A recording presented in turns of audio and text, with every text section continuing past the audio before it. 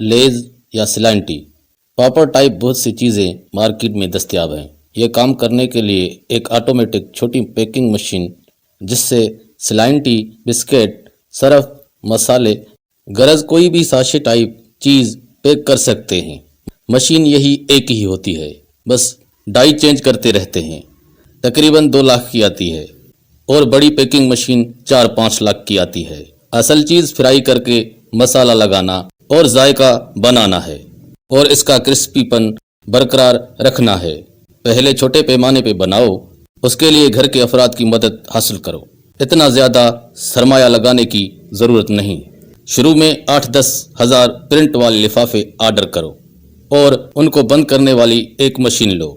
اچھی سی پیکنگ کرو تاکہ وہ دیکھنے میں لیز سے بہتر لگے۔ 1 کلو کاٹنے والی مشین اور فرائی کر کے اس میں ایسے مسالے شامل کرو کہ لیز سے بہتر نہ بھی بنے لیکن بالکل اس کے برابر ذائقے میں ضرور ہونے چاہیے۔ جب بنانا شروع کرو تو اس کی کوالٹی بہتر رکھنا۔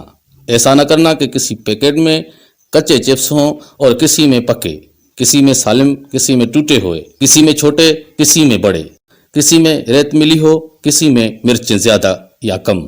اس طرح کرو گے تو گاہکوں کا اعتبار ختم ہو جائے گا اور لوگ خریدنا بند کر دیں گے۔ قیمت لیز سے کم رکھنا ہے۔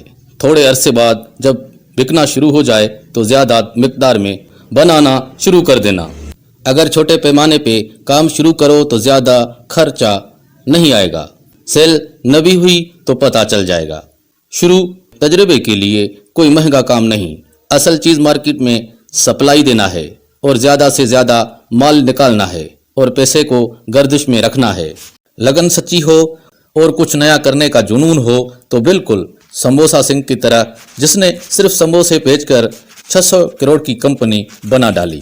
سموسے ہر گلی محلے میں بھیجے جاتے ہیں۔